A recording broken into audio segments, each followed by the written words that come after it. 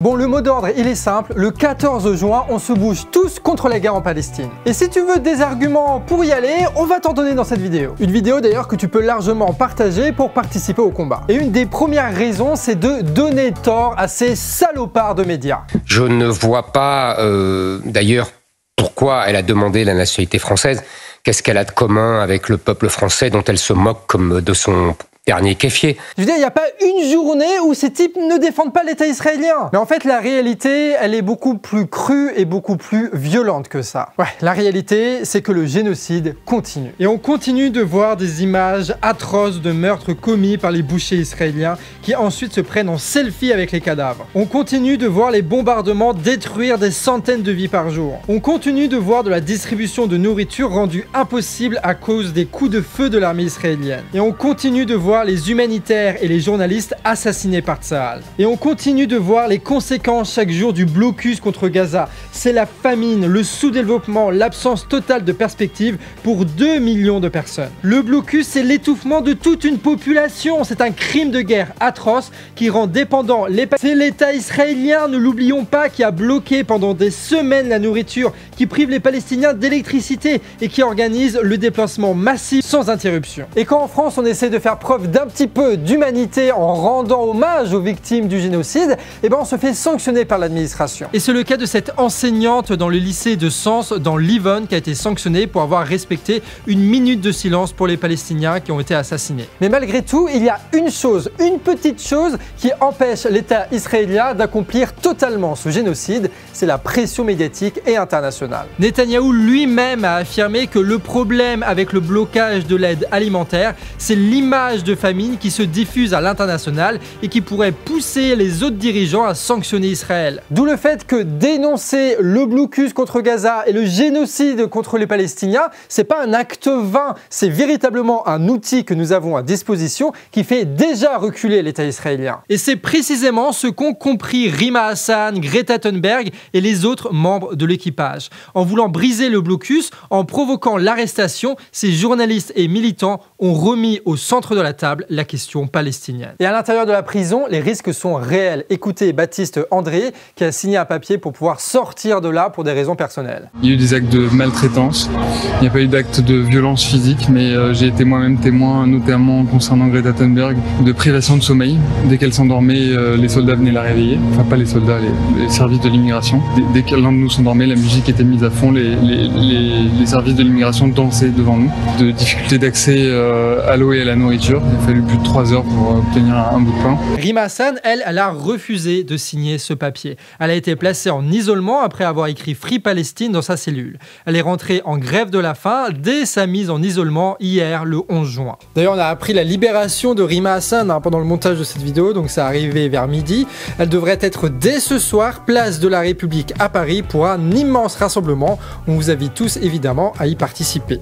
Mais pour certains apparemment, quand tu défends la paix et que tu es une Française arabe, eh ben tu n'es plus digne de la nationalité. Madame Rima Hassan ne devrait pas être rapatriée en France parce qu'elle n'a rien de française. Oh là. Qu'on se le dise, Rima Hassan est une fierté comme tous les compatriotes français qui étaient sur ce bateau, comme tous ceux qui ont affronté l'armée israélienne pour briser le blocus à Gaza et pour qu'on puisse enfin parler de ce qui se passe là-bas. Ce sont des exemples, ils prennent d'énormes risques pour nous pousser à nous mobiliser et donc on va pas les laisser tout seuls. Et de toute façon, ça tombe bien, ils sont pas tout seuls. Bah oui, parce que c'est pas la seule action. Tu as un énorme convoi pour Gaza qui est organisé cette fois par la terre depuis les pays du Maghreb. Un convoi qui veut lui aussi briser le blocus contre Gaza, mettre une immense pression populaire et ce mouvement, il est aussi réprimé par la police égyptienne. Sachez qu'il y a plus de 7000 volontaires, 300 voitures, le tout avec des militants, des médecins, des étudiants venus de partout. Et pour vous dire, il y a même des Bretons là-dedans. Ils étaient plusieurs centaines sur la place de la mairie à Rennes et dans d'autres villes de la région à s'être mobilisés hier soir pour la Palestine et dénoncer le blocus israélien de l'aide humanitaire sur la bande de Gaza. Une situation devenue une urgence pour certains Bretons. C'est le cas de cette médecin qui a décidé de participer à la marche mondiale vers Gaza. Non mais vraiment, on est partout, ça me fume. Bref, les capitalistes provoquent des guerres horribles et nous, on réagit avec de la solidarité et ça c'est beau. La réponse populaire à l'enfermement de Rima Hassan et des autres journalistes et militants, ça a été une réponse populaire en France avec d'immenses manifestations. Il y a même une occupation en ce moment même à la place de la République qui n'attend que vous, sachant que les camarades là-bas, ils ont besoin de relais pour maintenir cette occupation. Un fort mouvement populaire contre la guerre qui va pouvoir converger ce samedi 14 juin, puisqu'un appel national à la manifestation a été lancé par l'intersyndicale. Pour celles et ceux qui ne savent pas, l'intersyndicale, c'est la réunion des grands chefs syndicaux, et vous les connaissez peut-être parce que ce sont les stars là qui parlent à BFM et qui sont invités à des réunions avec Macron. Et ce sont ces directions syndicales qui appellent aux manifs nationales, aux grèves nationales, et c'est elles qui appellent aussi à rentrer chez nous quand ils ont signé la défaite. Ah oui, si l'État leur donne une place si centrale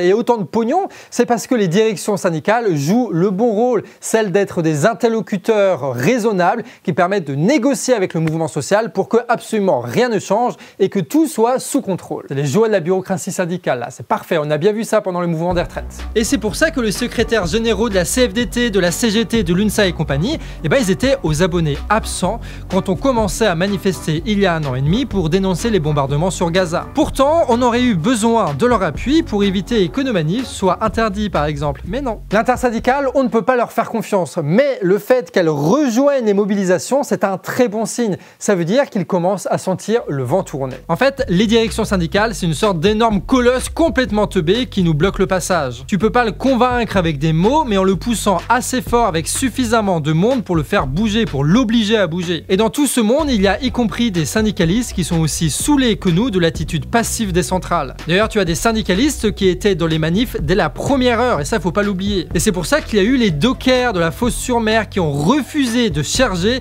14 tonnes d'armes dans leur conteneur en direction d'Israël. Et particulièrement cette action, ça fait notre fierté. D'ailleurs, cette action a été soutenue par le syndicat CGT des douanes qui a déclaré dans son communiqué « La douane peut mettre en place une interdiction d'exportation d'armes et de pièces d'armement, alors faisons-le ». Et puis tu as la CGT Météorologie qui appelle à la suspension de tout financement et partenariat européen avec l'État israélien. Et puis tu as une grève de l'éducation nationale qui se prépare le 17 juin, notamment pour protester contre l'enseignante qu'on a vue tout à l'heure qui avait été sanctionnée pour 1 minute de silence. Ce qui se passe, c'est qu'on est tous et toutes en train de pousser dans le dos des directions syndicales et de toutes les organisations.